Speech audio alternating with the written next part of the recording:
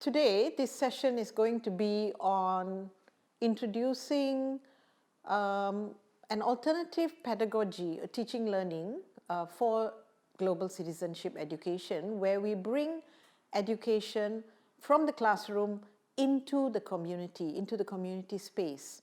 And why would we want to do this? I think global citizenship actually should be rehearsed in a real setting. It should be a life experience. Shouldn't just be a kind of a debate in a classroom or a discussion within a classroom. Citizenship is about living with other people.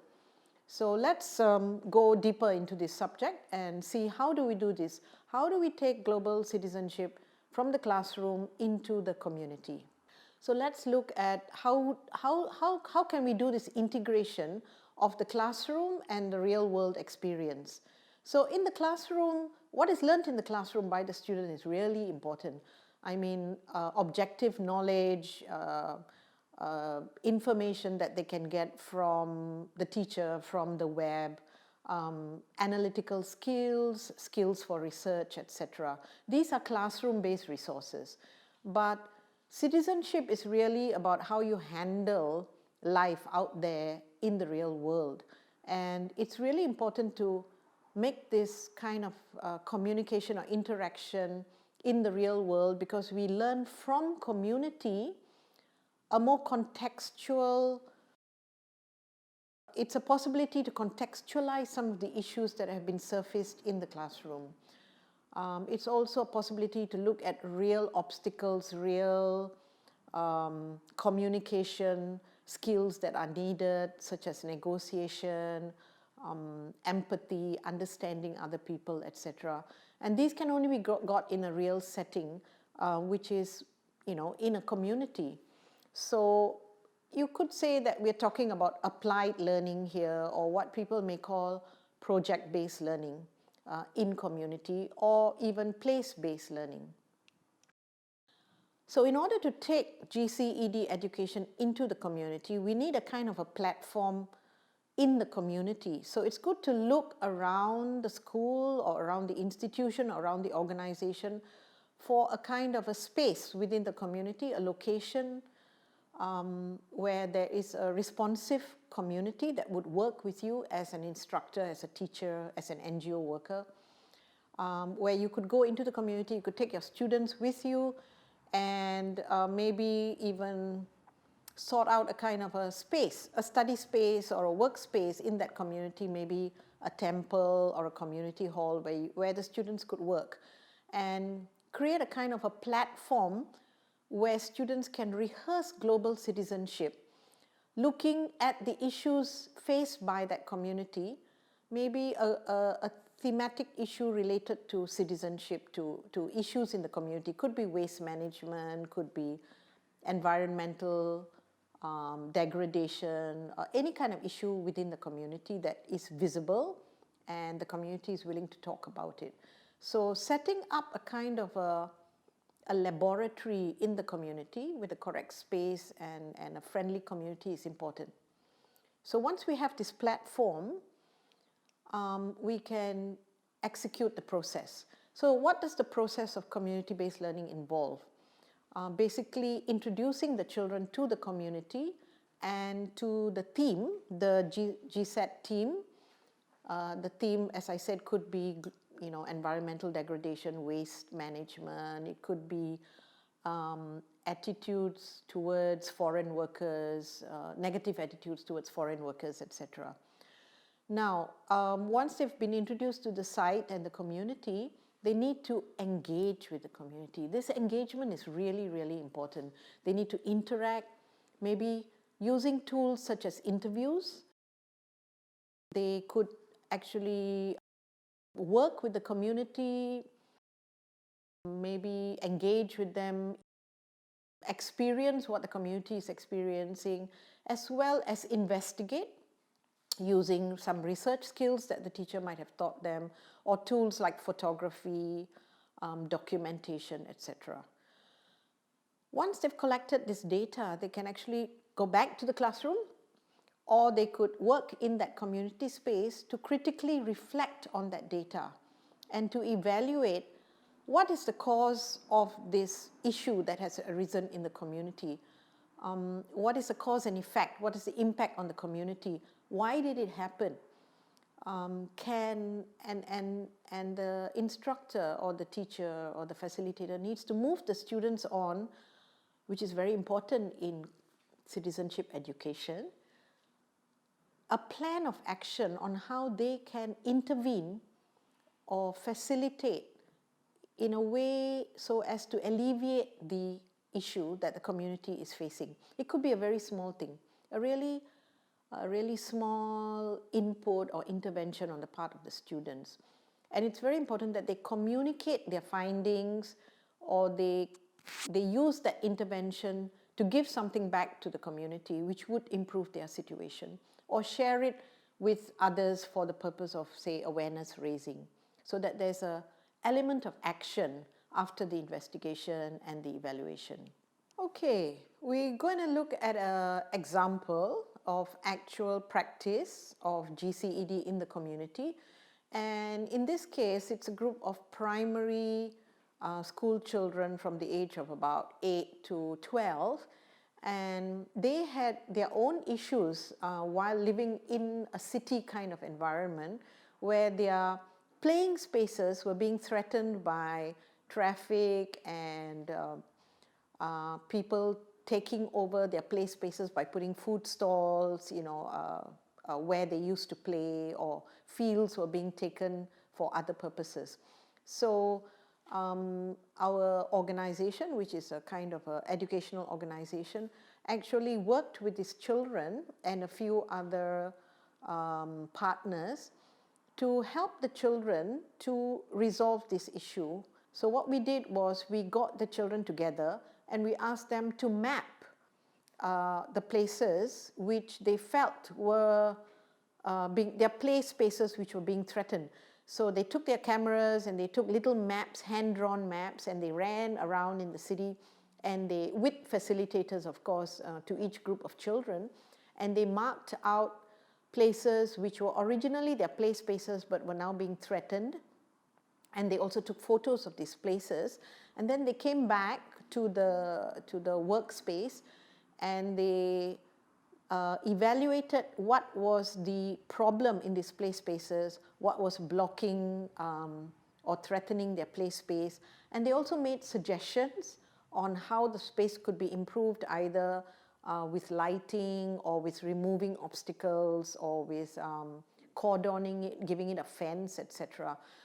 The intermediary, that is the education organization, then helped the children to have a meeting together with the municipal officers so that they could present their findings to the municipal officers, and the parents of the children were also asked to be present to listen to the children's research findings as well as their proposals. So this is a very simple, quick and easy introduction to how children can participate in global citizenship, in local citizenship rather. I'll give you another example now. This example is about the same town, but where there were different communities of people who were living in the same location, but they were from different ethnicities and different cultural groups. Unfortunately, they spoke different languages, so they couldn't, or they didn't communicate with each other so openly. So we decided to work with the children to actually get them to break this barrier of not wanting to get to know a person from another culture. So we decided that food was a good entry point, because food shows on television, etc., were becoming very, very popular. So what we did was we talked to the community. So as instructors, we engaged with the community first, like, would you be willing to teach cooking or introduce your dishes to children? And some community members were willing to volunteer. Then we brought the children in, gave them a tour of the different communities and the different foods that were being consumed by the communities. And then the children engaged with the community to learn the recipes and to learn elements of like the history which country this food came from, why is it cooked in a particular way, is it for a particular festival or is it a seasonal food, what are the health values of this food, etc. And in this process, the focus was on the food, but actually they started to engage with the community and talk to them. Even if there was a language barrier, cooking is a very physical thing, and they just needed to demonstrate and enjoy the process. And then the children let everybody taste the food that they had learned from the community, and they also went on a step further to innovate on that traditional food of that community and create a contemporary version of it. And this was actually to give the children an extra, thing to think about. Like, can we make safe foods and interesting foods from this history of migrant foods? So this is another example of how GCED education can actually function in a very fun way in the community. So, going back to the theory of teaching and learning, basically, community-based GCED or Global Citizenship Education is actually taking the child from the classroom to the community and also moving from very classroom-type expository approach to education to a more constructivist approach where the children actually, it's a student-led, community-led project where they kind of create the knowledge post-experience rather than we as teachers giving them the knowledge. So we're moving from classroom-based learning, text-based learning, or instructed learning, problem solving only on paper within the four walls of the classroom, community-based learning, which is very experiential, inquiry-based. You kind of try to find out what's the problem from the community, and you try to find solutions to those problems as a team, collaborating with the community. Now, the process of engagement with community actually builds skills and competencies in the child. And it also develops helps the child to develop attitudes and values. So in terms of skills and competencies, the child has to think critically what is the issue in that community through dialogue and communication with the community. And they work in collaboration and they try to solve problems on site. In terms of developing attitudes, while they are communicating with the community, they develop empathy, they develop respect for diversity or diverse perspectives. They start to understand from the community that there might be some injustices, some inequalities, or some bad attitudes, and how to empathize with that community, that these things may be out of control and maybe they could help by giving a solution. So it's very important to activate during this community-based education. It's so important to activate the three domains of learning in the child, which is the cognitive, the socio-emotional, and the behavioral or action part. So when you are interacting with community and trying to look for what's the issue, what's the block, what's the challenge in the community, you are using your critical thinking. But because you're communicating with the other, some people you've never met before, so they might have different perspectives, so you exercise some kind of social negotiation, and also when you listen to the stories of the community or the problems they're facing, there's empathy, your values come to the fore. And when you decide to take action, that's when you're talking about moving towards change and committing yourself to some kind of behavioral responsibility, not just for yourself, but for a larger group of people. Now, how do we prepare to move from classroom into community with global citizenship education? As a NGO worker or as a teacher trainer or as a teacher in a classroom, we normally move from our topic, our specialized topic, social sciences, environmental topics, maybe I'm teaching economics or geography. So the idea is to, yes, keep to the subject areas that we specialize in, But within the subject area, not just to teach the facts or the concepts, but also to look at the application in a human situation, in a community.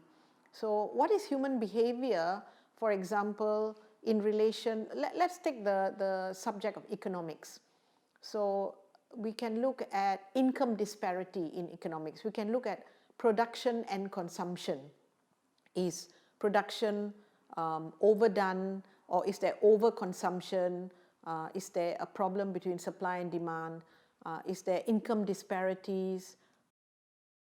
Or are the introduction of cheap goods, industrially made goods, actually threatening the local economy or small traders? People are consuming cheaper goods and they don't want to buy the handcrafted goods, which actually take time and may cost a bit more. So let's look at another example of how, if we are teaching economics, we can look at the GCED topic or theme of social justice, and we can examine the concept of production and consumption. So as a teacher, when you're preparing for this going into community, you need to triangulate three important things. What is the subject you're teaching, and the more detailed topic? The GCED theme, where you could investigate a part of your teaching on economics, let's say production and consumption, or threats to the local economy. And we need to locate something in the community or location in the community where this issue actually may be taking place. So maybe a row of shops, or the marketplace versus the supermarket, the local market versus the supermarket, or local traditional craftsmen versus malls that are selling the same thing but much cheaper. So once we locate a community in nearby to the institution or the school, then we've got our little platform where we can take our students and allow them to do the investigation. So here we have an example. Children actually talking to local traders, local craftsmen, even learning by doing from them so that they can feel and touch the materials and understand what the craftsman is going through, and investigate from the craftsmen whether their trades have been affected by imported goods which are much cheaper, and why do they keep their prices higher even though they are much cheaper imported goods coming in. And the tradesman might explain to them the challenges he faces, the amount of time he puts in for a handcrafted good, etc. And the children are asked, how do you resolve this problem? What would you do in this circumstance? And they have to kind of find a solution, and they could do it in the form of a brochure that informs people, maybe, or promotes this particular handcrafted trades to tourists who may appreciate handcraft more than manufactured goods. Or they could put their findings on a web page, as we can see from this example. The web page done by children with video examples highlighting the significance of this craftsman and the products that he's making, and how much effort and time goes into it. And it builds the children's appreciation of local economy. It also takes them into a place where they can compare the local economy to the threat of global industrial production coming into the country, and they can see themselves as consumers going for these cheaper goods, but now they know how going for a cheaper good actually may threaten the local economy, and it makes them think again. So in conclusion, I would like to say that GCED projects in community can be really transformative, a transformative form of learning, because you take concepts, tools, subject area that is learned in the classroom, move it into the real world, and see how actually it is applied in the real world. What are the obstacles? What are the challenges? Are there issues arising that are not so ideal in this real world? And they reflect critically on these issues and finally try to find small solutions that they as students can take, either as primary or secondary students, or teachers, what kind of action that they can take to alleviate this issue. I hope that you do consider taking your children out into the community, because it just changes your perception and the idealism that we have in the classroom to the reality out there in the real world. And also there's intergenerational learning, intergenerational understanding, and the kind of citizenship rehearsal in a much bigger platform.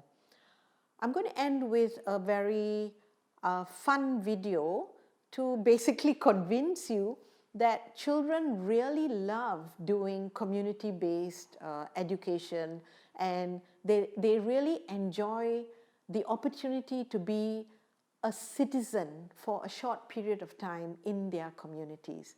Enjoy.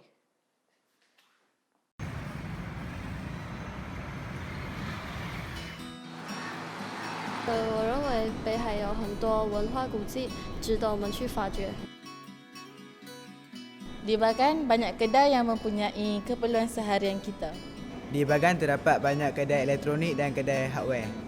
我认为巴干这边的清洁水平比较低哦。龟发站的特点是它的东西很古老。龟发站的老板季祥富先生，他心地善良。海边别墅有很多窗跟一些门。我觉得那个印度庙很特别，因为里面4面墙都是神道完了。 然后感觉他们就是要保佑我们这样。My Butterworth project is a mapping project where we use photography as medium to map cultural assets within Bagan. Bagan is the old town of Butterworth, and there are many schools within this area. The 2 schools that participated in this project are Chung Hua Pusat and also Mata Wanja. It was really good to have 31 students participated in this project, 20 from Chung Hua Pusat and also 11 from Mata Wanja. Even though the schools are located in Bagan, we discovered that the students were not familiar with this area. We saw there's a need to create a platform for them to actually go on site, to know more about the place, to also discover cultural assets within this area, and to interact with community. Through place-based learning, the students were given opportunity to be on site, using their 5 senses to explore the place and engage with people. We started with a treasure hunt where the students got a better sense of the place.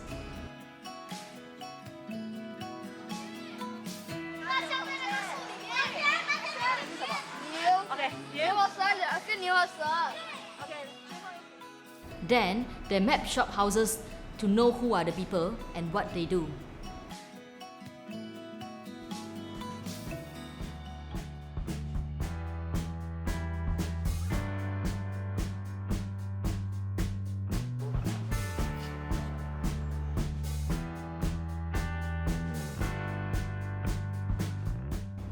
Based on the mapping results, the students identified the cultural asset in Bagan and chose the ones that they wanted to highlight. Next, they were taught basic photography and interviewing skills.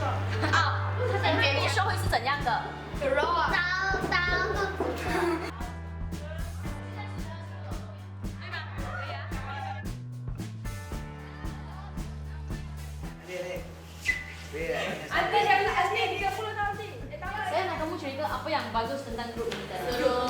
Dia 7 sampai 8, okay? After that, they went on site to collect the data.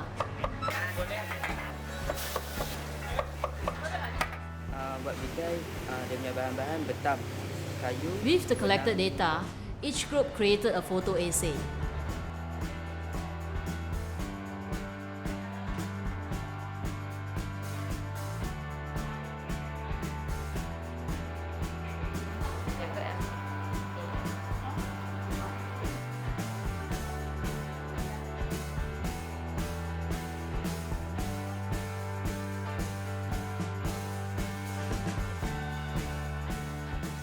At the end of the workshop, both schools came together and shared their works in an exhibition.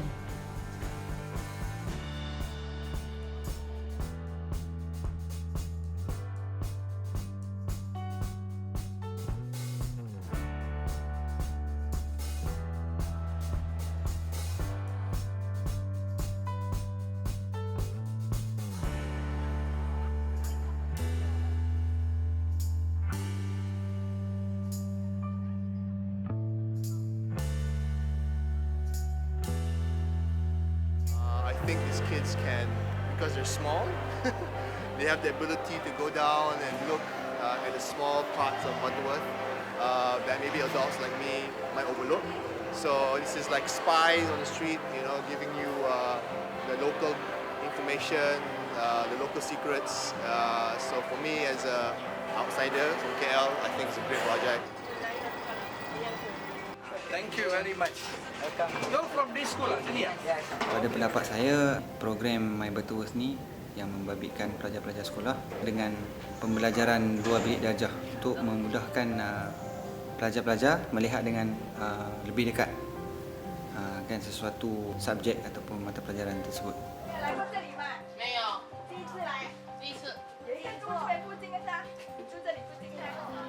因为我们的课程里面是没有读到这些文化遗产，尤其是家里附近，即使是他住在那一区，他也不懂。可是我觉得他们有这样子的知识去知道一些文化资产在未来应该是会帮助到他们很多。学生是获益良多咯。来，讲什么可以讲？来，给我问。是这样，他们这个学生啊，是第一次走出学校。那么这些学生呢，第一次来的话，好像有点扭扭捏捏了。但是呢，我很赞成他们在外面这种活动，这种活动是比较实际，而且呢，对他们将来以后啊，面对社会啊，或者其他我们国家的问题，他们能够应付了。那你现在出来啊？ Program ini juga banyak membantu interaksi, cara mereka berkomunikasi untuk mereka memberanikan diri, bertanya, mewawancara masyarakat untuk mendapatkan sesuatu maklumat. Okey, pada pendapat saya, projek ini baguslah. So dia dapat memperkembangkan pengetahuan pelajar zaman lama-lama kualiti makanan, kelebihan makanan, jenis-jenis makanan, jenis-jenis tempat, semua orang dapat pelajari lah. 因为有些东西在学校学不到的嘛，所以要出来走走看一下，了解一下。每个人都有每个人的生活不同的，所以可以了解的话，从中可以学到做人的道理，可以学习怎样去尊重别人。不管什么行业，只要是正当的。我们这个行业呢，要有耐心哦。 我们感觉到还是手工的东西比较耐咯，但是还有学生去选择。他们敢于问，什么不明白他们也敢问，所以说我也很乐意回答他们的问题。有这样好像要学习的冲劲啊，所以说我也是很佩服他们。其实他们会去想学是怎样的东西，怎样来的东西咯。 他们才会知道要怎样去发展这个东西了。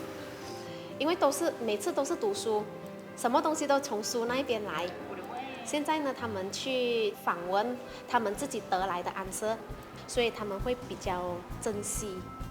现在参加我的北海了，我知道这个海边别墅在学校附近罢了。Saya baru belajar cara untuk mengedit gambar dan menangkap gambar dengan cara yang betul. 我学到和陌生人沟通的技巧。 Saya belajar tentang sejarah nur mi sotong dan cara nak membuat mi sotong. 我学到摄影的技巧，如 shot 和 angle。我知道印度庙，其实我不喜欢那印度庙，因为我觉得那些印度人啊都是贼这些。但是我参与这个活动过后，我就第一次进去。 我就发现，不像我想象这样恐怖。现在的学生呢，很多最不喜欢的就是历史课。如果带他们呢去My Butterworth 这个活动，他们呢可以自己呢去研究，可以去自己去访问，可以了解有关这些古迹的历史，所以从中呢可能呢会激发起他们对这个科目的兴趣。My Butterworth 这个活动呢，还有的话呢，我会让我的学生再参与了。Through the My Butterworth project, the young people had an opportunity to really get close to the community and connect with the local environment. So through that process, they are able to have a better sense of the place and thus eventually appreciate more of the local culture and heritage. At the end of this year's project, the students actually share with us one of the reasons they really enjoy about this project is because they get a chance to step out of their mundane daily routine to do things that they seldom get a chance to do. Bagan is just one small area within Butterworth that the students actually get to explore this year, but there's much more interesting places and also stories to tell. So we think that it's important to continue this project for a few more years so that other students or young people get the same opportunity.